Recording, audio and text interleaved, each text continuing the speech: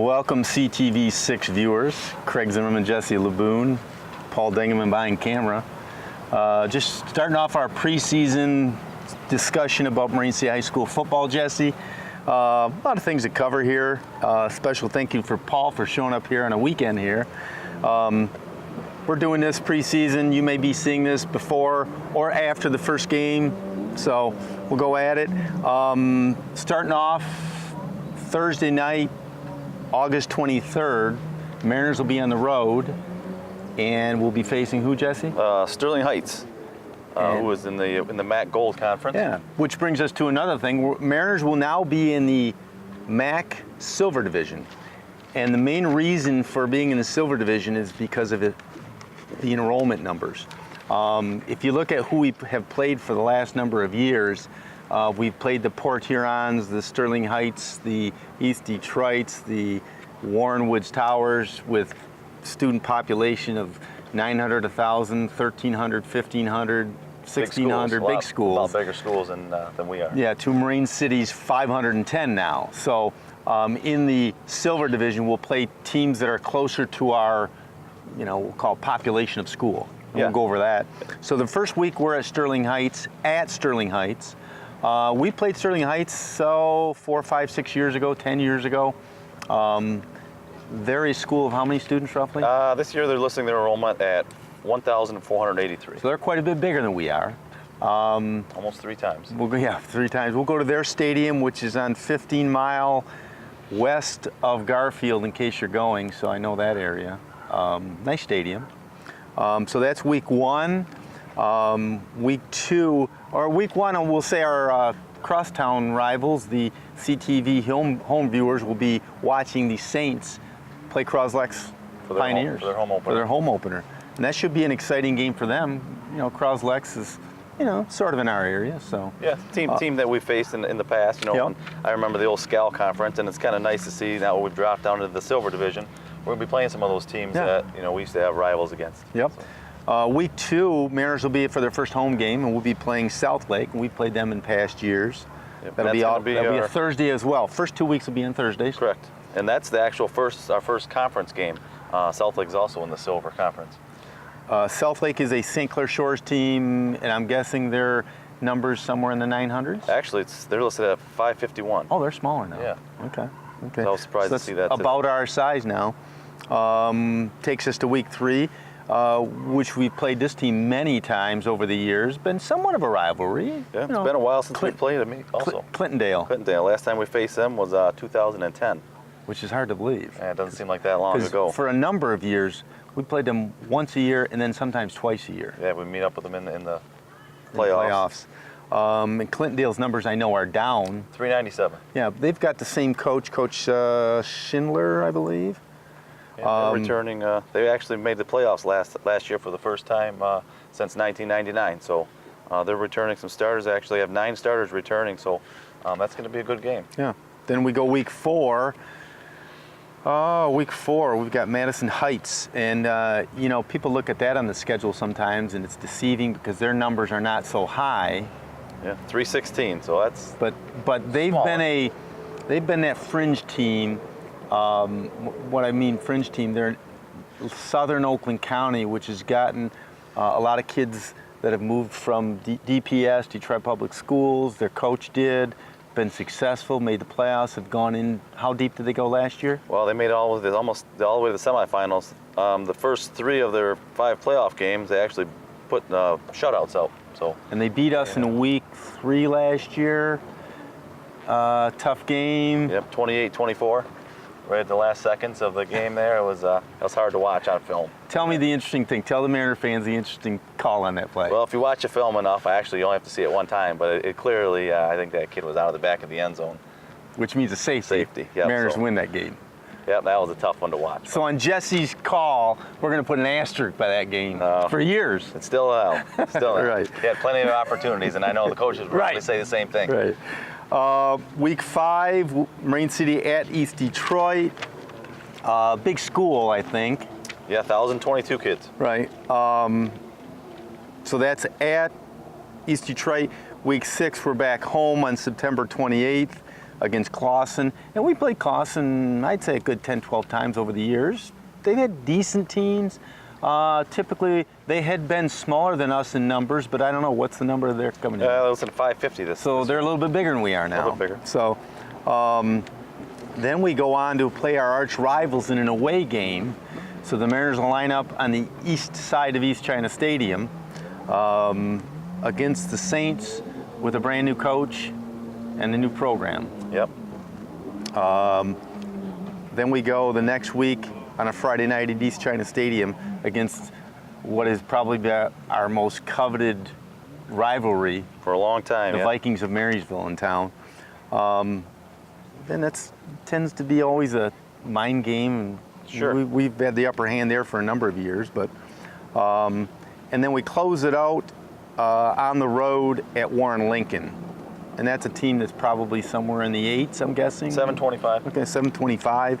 We got a decent amount of kids to draw from. Yeah, and then we go pre-districts, October 26th. Districts November 1st, and on and on and on. So let's talk a little bit about the team. Obviously, we've got the same coaches, which in high school basketball, or football, football look, I don't think you'll find a better cohesive coaching staff anywhere. No, not at all. And in fact, one of the articles I just read today, I think Mr. Ron Glodich said it best, they're very adaptive. They look at their kids, they're not always going to have the power running back or the fastest wide receivers, but they recognize the kids' abilities and they coach to that. They have to be very adaptive too. They'll always put them in the right position. So as we're a small part of the program watching it year in, year out, there is nothing I question for those coaches. That they know those players, they know the situations, they know the scenarios.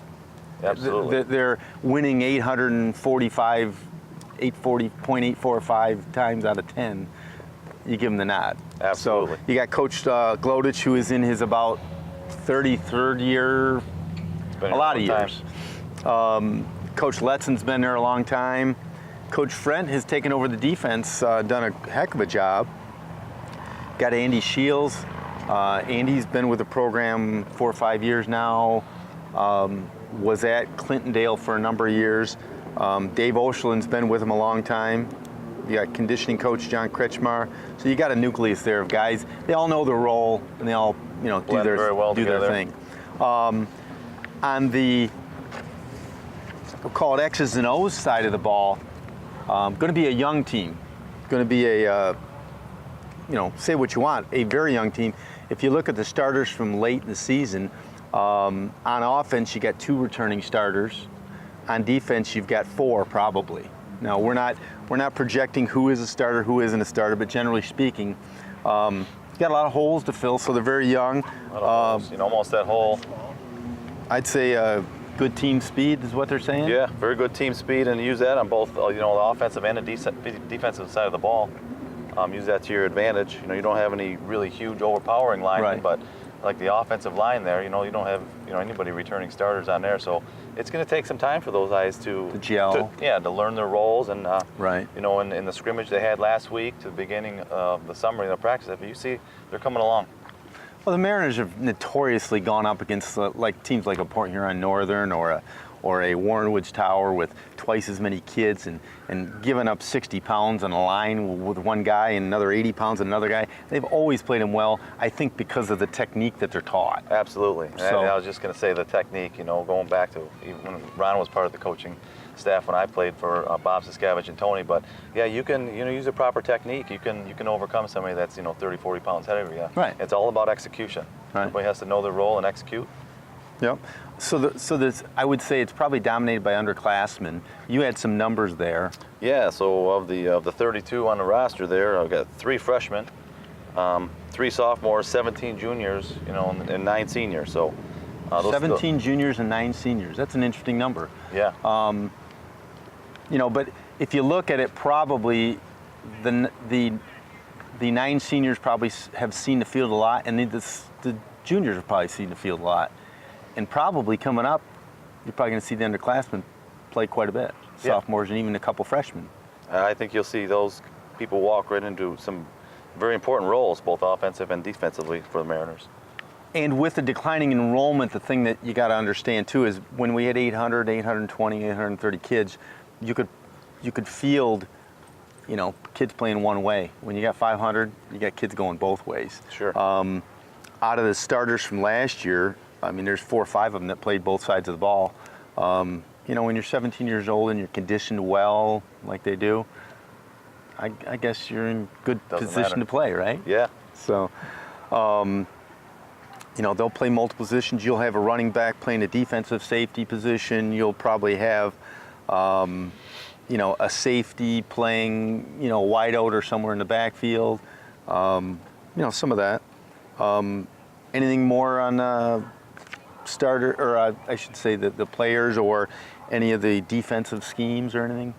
No, I think, like you say, we've said it time and time again, they're very well coached. You know, they use the players' advantages, you know, what they can do for the team, they gel together, and looking forward to see the first couple games of the season. Yeah, I'm guessing that you've probably got a couple of guys that have been there, maybe 3-year starters are probably the captains. I don't know if they've announced them yet. I don't think they have, but I know that you know, just talking with the coaches, you know, Darren Letson and that they you're looking for the seniors to lead this team because your roster's dominated by underclassmen. Yeah. But we'll go over the roster a little bit here just to talk about it, since you know, the numbers are not that huge. I mean, you got we'll start at just going over the freshmen. You got Charles Tigert. He's a 9th grader. You've got Wyatt Walker, he's a freshman. You've got, Nolan isn't there another one? Is the third. Nolan Disselrest, the third one. Okay, then you got some sophomores. You've got Mason Walker. You've got Darius Watson. You've got Derek Schlotman as sophomores. Then, like we talked about, you got a whole host of juniors. You got Angelo Pizzalis. You got Nick Barunda, you got Derek Landis, you got Wes Uplegger, you got Colby Walker, Jaden Heslop, Reese Adamzak, Ben Wright, Aaron Sof, Jaharvey and Willingham, Sel Tranquita, Josh Headley, Trevor Knox, Devin Gorniak, Tanner Mason, Kyle Uplegger, Lucas Peak. Out of those numbers, you've heard some of those names already. Last year. And then the seniors, you've got Kretschmar, who Jack, he'll be one of the leaders, you know that. He was out last year with an injury mid to late year. You've got Angus Houston, good weapon to have from a kicking perspective. Yeah, it's nice to have that option. And I think that, was it preseason or something? I saw something, somebody posted on Facebook, a 35-yard field goal or something. Always good to have in your arsenal. Tristan John's a senior, Bernard Jarvis, Shane Collins, Vinny Gaitan. He didn't play as a junior because he blew out his knee. He played as a sophomore, though, on varsity. Rounding out the seniors would be Trey Martin, Mason Beal, and Cameron Poglio. So those are the Mariners. Other than that, we talked about our schedule. We got Paul Dingaman heading it up, Bruce Holliday, Kenny Young will be on the camera as well for Friday nights. Anything else you want to add to it? Nope. I think we're good. I know that the coaches are looking to have, you know, have the special teams, you know, play a role this year. You know, you've got some seniors, some very talented athletes here that if you can use special teams to your advantage, you know, flip the field around, give yourself good field position, and just, you know, capitalize when you can. You know, that's going to be key. Right. With the declining enrollment, I would ask any Mariner fan to come on out and, you know, continue to support your Mariners, simply because it's a great thing to do on the first Thursday nights and then following Friday nights, especially with the good weather. They never disappoint. Like I said, they've won, you know, high 800 percentage. So we'll see you on we'll see you on Thursday, August 30th from East China Stadium. But you can count on one thing: Jesse and I will be there on Thursday night, the 23rd, in Sterling Heights to watch the first game. So, until next time, we'll see you next time, Mariner fans.